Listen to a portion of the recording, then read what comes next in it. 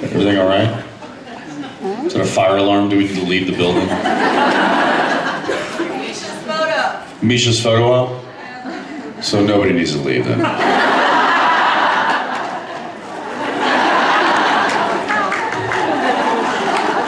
It's too easy. So, I don't know. I think it was fine. I think it was. I mean, look, I'm not going to tell Jared that he played a scene wrong, because I think his choices, in my opinion, he makes right choices. I think he does a pretty good job of portraying Sam.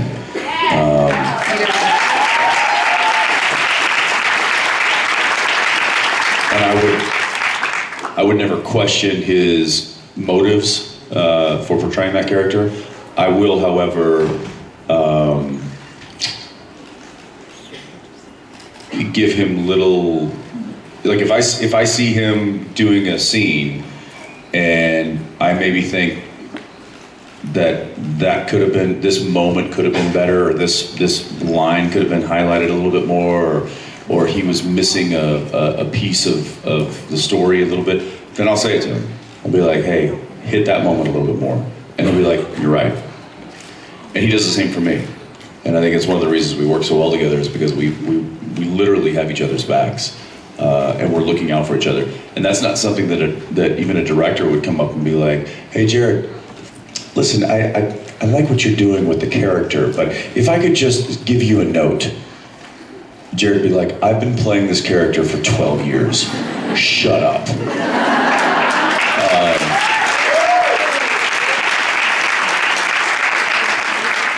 So literally there is only one person that he and I would listen to as far as giving tonal character notes, and that's each other.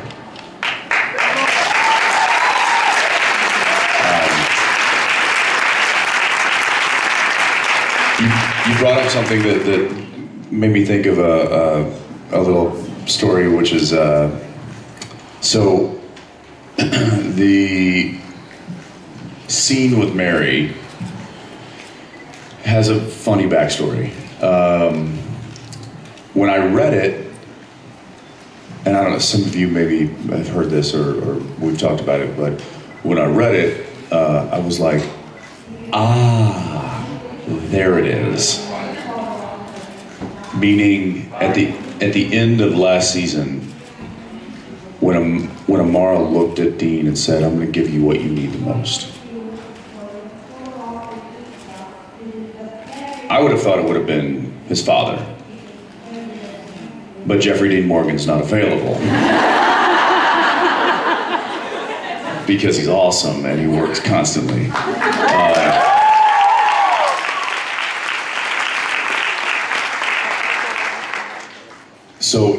So I was like, oh my God, they're gonna try to get Jeff back. And then they're like, no, we're gonna bring Mom back. And I was like, interesting choice. Okay. And for the entire season, Jensen, had a hard time processing that for Dean.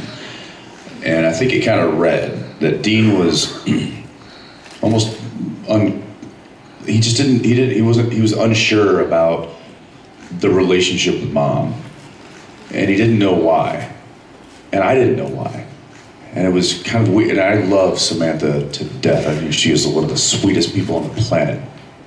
But as far as from a character standpoint, like there was kind of a friction, or not even a friction. There wasn't a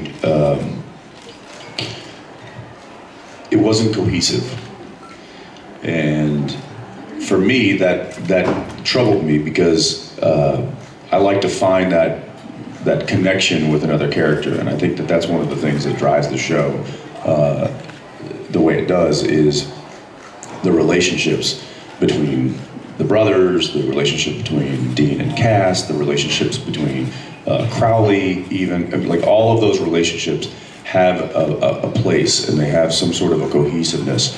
And I struggled to find that with Mary, and it bothered me, and I couldn't understand. I was like, why am I having such a difficult time like finding that gel, finding that that pocket with my mom, and making sense of what the darkness had said at the end of last season. And when I got the script for 22 and I read that scene, I was like, there it is. That's what Dean needed the most, was to forgive his mother. And so Robert Behrens, who wrote that script, was on set that day, because a lot of times at the end of the season, the writers of the scripts will come up and visit the set to watch their episodes get filmed. And it's at the end of the season because they don't have any other scripts to write. Because in the beginning of the season, they're already working on their next script and they got to write it and they got work to do. So Bob Behrens came up and he was sitting behind the monitors, and I remember walking up to him and I was like, hey man, I got to thank you for literally clearing up the entire season for me with in respect to the Dean and Mary relationship. And he's like, how do you mean? I was like, well, you know, where I say that, you know, I forgive you. I hate you, but I love you, and I forgive you. And he was like, what?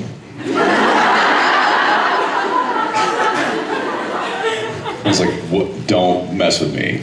That's tied into the last season. He's like, uh-huh. So I don't know if he was messing with me, but if that was a mistake, that was the happiest accident that I've ever experienced. Because for me, that's what I played. When I had that scene with Samantha, I was playing that. I was playing that this is why you came back. This is why God and the darkness gave you back to me for this catharsis, this cathartic moment. And I don't know, I was very, very happy with that turn in the script, and it was heavy. It was very heavy, and I remember I wasn't gonna cry. I literally remember that I was like, all right, don't do tears, because that's obvious. Like that's, and the script called for it. The script was like, and Dean with tears running down his face. And I was like, don't tell me to cry. I hate that. I told Bob that. I told Behrens that. I was like, hey, listen, don't put that in there. If it happens, it happens. But don't make me feel bad if it doesn't happen and you wrote it in there. So I remember reading it and I'd be like, nope, that ain't gonna happen. Screw you. And then when we started working and I started doing the scene, and the emotion kind of started flooding me, and then it was real. That was a real moment. And like I felt for Dean, because I knew what that meant for him. And so to be able to emote emotions of a character that you care so deeply about, it's pretty special. I'm a lucky guy to be able to do that for 12 years. So thanks. What? No, we're getting heavy. We're getting real here.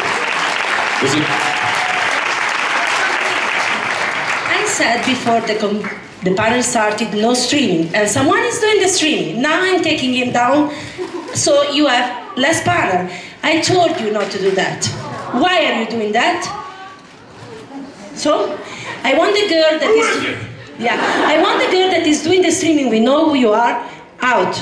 Because I told you, like 20 minutes ago, and you didn't listen to me. This is not going to happen, right? Right. So out.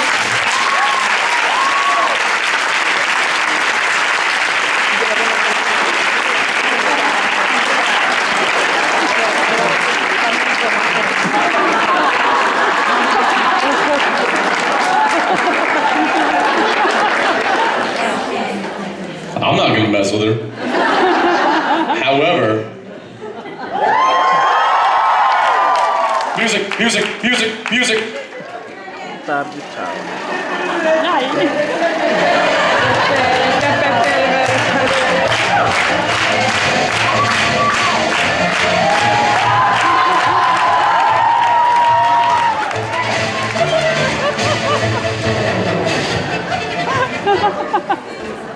Are these clean? Or has Adam drank from them? Gather round, ye lads and lasses, and let's all raise our glasses now to friends and family call, and lift our voices in another Irish drinking song. What is that? We fathered in the box, we brother drank the whiskey till we got the color box. Me other brother. All right, I gotta drink some apple juice. Hang on. Demise. Me sister has forever closed her smiling Irish eyes. Now everybody's died, so until the tears are high.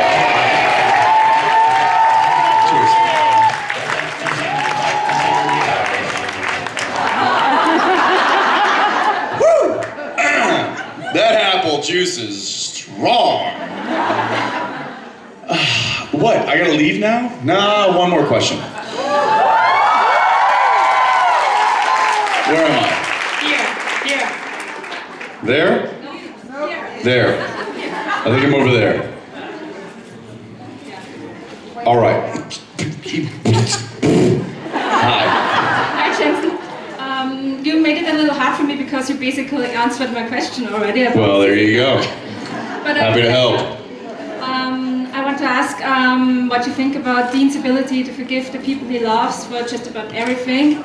And if you think that this is something you have in common with Dean? Yeah, no, I don't forgive people.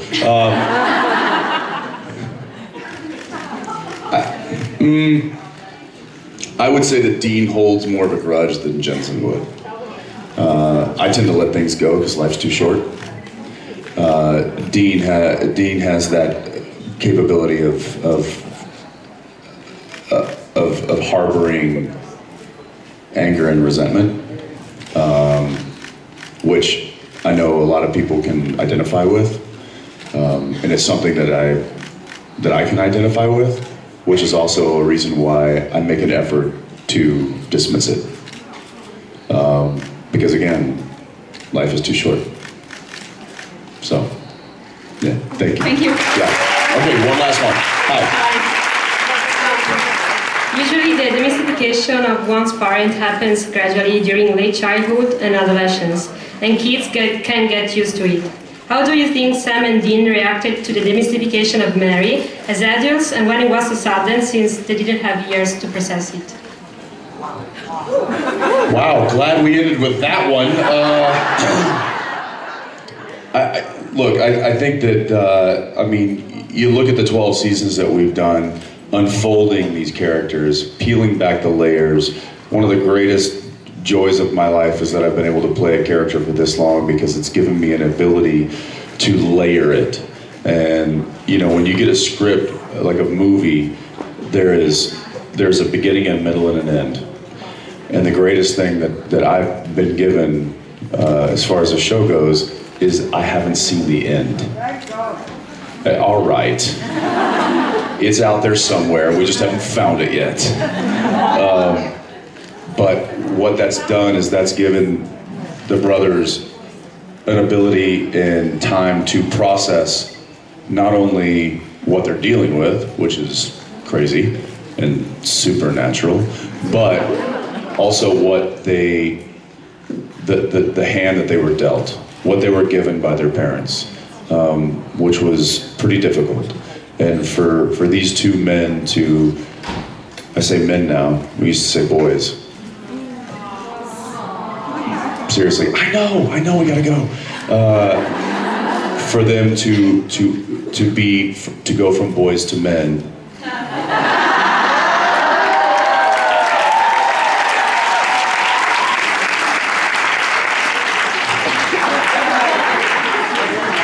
I went to a Boys to Men concert once. Little fun fact for you. To see what they've done with what they were given and what they've been dealt, I think is one of the great triumphs of this show. So, yeah, thank you. Okay, thank you everybody. Gosh, I love you guys, and I love my apple juice. Good night. I'll see you in a little bit. Oh, that just fell in there, didn't it? Oops.